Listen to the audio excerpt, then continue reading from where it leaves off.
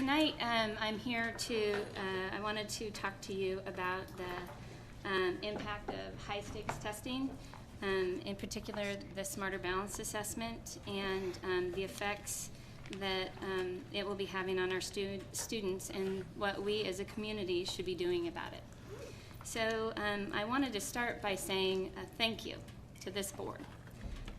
Last July, you guys were very clear where Portland Public Schools stand, unanimously adopting a resolution to ensure that teaching, and this is, quoting this, that to ensure that teaching and learning in Portland Public Schools are focused on education of the whole child and not teaching to a test.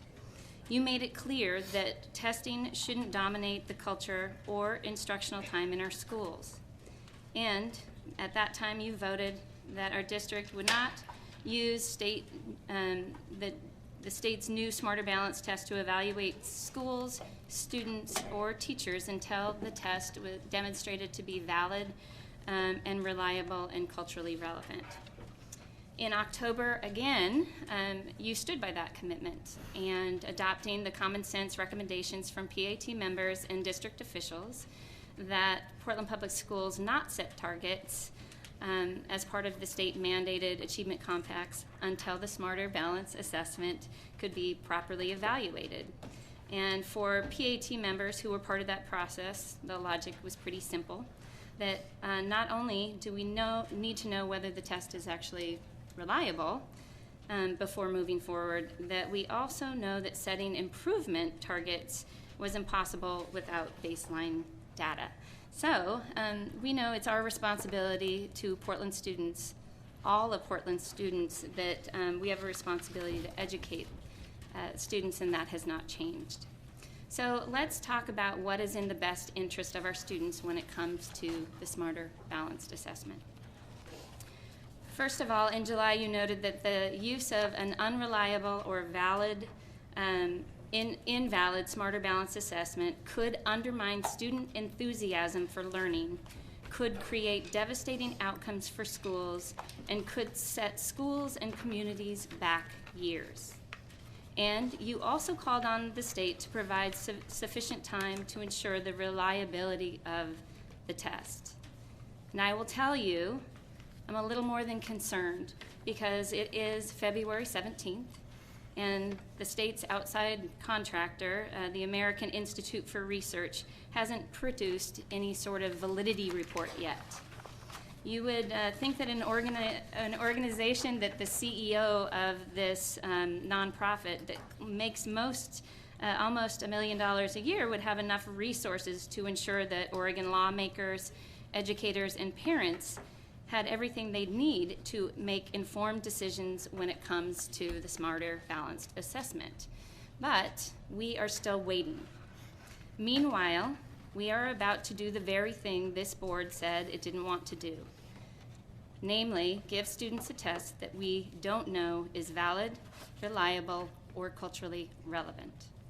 And what's worse, we're plowing ahead, given everything we already know about the Smarter Balance Assessment. Although we have no evidence about the Smarter Balance Assessment, it being valid and reliable or culturally relevant, we do know a few things about this test.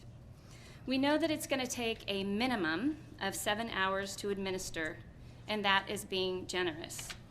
Teachers that I have talked to say it'll be taking closer to double that amount of time. And that says nothing about the weeks of preparation that our teachers are being asked to put in to get ready for this test in the first place. I hear stories every day about how the Smarter Balanced Assessment is already siphoning resources away from well-rounded curriculum that includes art and music, dance, drama, physical education, and world languages, and how it's cutting into time that we need to do what is best for our students. We need to do what we do best, which is teach students in an individual and culturally relevant manner. Third, we know that the test will tie up computer labs and technology specialists for months. And most important, I think about a personal story where the parents at Abernathy Elementary School who organized a tech trek instead of a Run for the Arts. They organized a tech trek because they didn't have enough technology in the school to integrate technology into the classrooms. So they organized this fundraiser, they did all of this hard work, and now the technology will be taken away for a couple months for standardized testing. And this was a valuable resource that was supposed to be available for all students to use and to learn from, but this will not be available.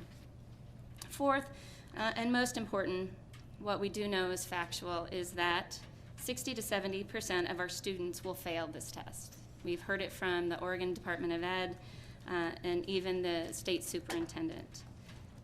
That if that is not something that will undermine student enthusiasm and create devastating outcomes for schools, then I don't know what is. No teacher, or administrator for that matter, would ever give a test that we knowingly will fail 60 to 70% of our students. It's not education, frankly. For many PAT members, it feels more like abuse. Now, I know that that might sound a little bit provocative, saying that it would be abuse, but after the 7th or 8th time a teacher says to me, I went back to the materials that we look at every single year as educators. We're required to take a state-mandated child abuse training. And I looked at some of the documents, and one document describes a form of abuse as mental injury or psychological mistreatment, the result of cruel or unconscionable acts that impair a child's psychological, cognitive, emotional, and or social well-being. These include things like habitual ridicule and scapegoating. So I ask all of you, what do you think the psychological and emotional impact will be when 60 to 70% of our students will be labeled as failures? Especially after all the anxiety and fear that we've seen in running up to these high stakes tests. Can you tell me that there's not going to be any risk of scapegoating if our high poverty schools are labeled failures? What assurances can you make families who don't speak English as their first language that they won't be blamed for poor test scores or be ridiculed for being different in the way the Smarter Balance assessment doesn't value? The more I think about it, the more I think our teachers are right and that it is abusive to kids. And I understand more and more why PAT members feel like they are being asked to violate their ethical responsibility as educators when they are forced to administer these tests. Our state training on child abuse is clear about one of our key roles as educators.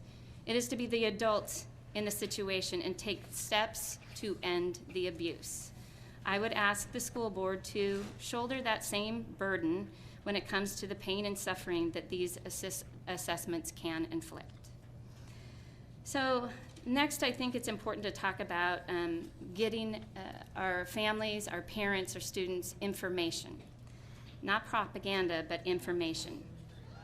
And the first place is to start by providing parents with real information about the Smarter Balance assessment and what it means for our kids and what their rights are to make decisions in their child's best interest. There are staff people from the district who are going around to different schools to talk about the Smarter Balance assessment with parents. I was recently at a meeting with one of them at my daughter's school, and I can tell you firsthand the information the district is providing to parents is all about compliance. So I'm not saying that it is advocating necessarily for, but it is definitely about compliance. But what they aren't saying is that no one is telling the parents that the kids are going to be spending weeks prepping for a test that 60 to 70% of them are going to fail. Nobody is telling them that the test has not been proven to be valid. Nobody is talking to parents about the millions of dollars that are going to be directed towards administering and grading this test, money that could have and should have gone directly into classroom instruction. And in your resolution, you stated in July, you called on district administrators to expand their effort to inform and engage parents in the community. I know in PPS we talk a lot about authentic family engagement, but I ask you, how can our engagement truly be authentic when we're not telling our ESL families, our parents in high poverty schools, the truth about what these tests really mean for their kids? In fact, I think that the district is too busy talking about compliance to give parents the cold, hard facts about the Smarter Balanced Assessment.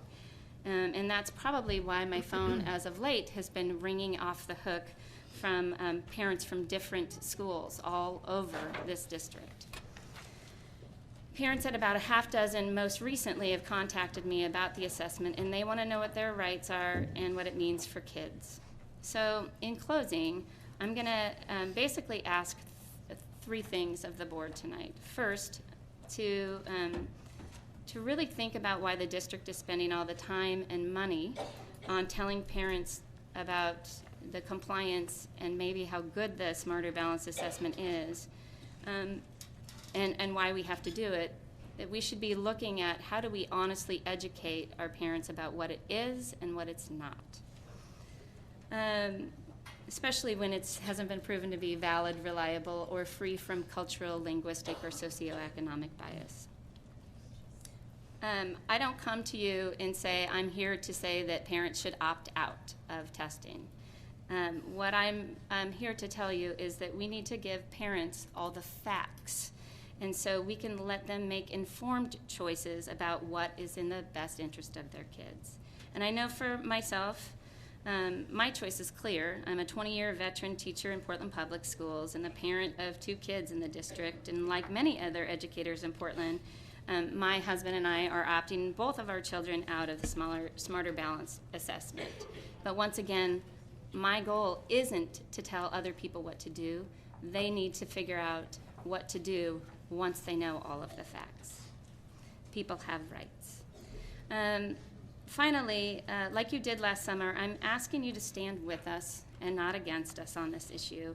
We all know that there is a better way to assess kids. And later on in this meeting, I look forward to talking to you more about some of the things that we learned from our recent trip to New York and different assessment methods, as well as our assessment committee within the district. So listen to our educators, give them support they need. They're the ones who've been in the room with students when they fail, and they'll tell you firsthand that these tests are unlike anything they have ever seen. The amount of frustration and anxiety in store for our kids this spring will be staggering, knowing that 60 to 70% of them will fail. But it doesn't have to be this way. Help us make sure that we can put the brakes on the Smarter Balanced Assessment this school year. You know it's the best thing for our kids, and after all, it's about doing what's best for them. That's our job. So thank you very much. Thank you.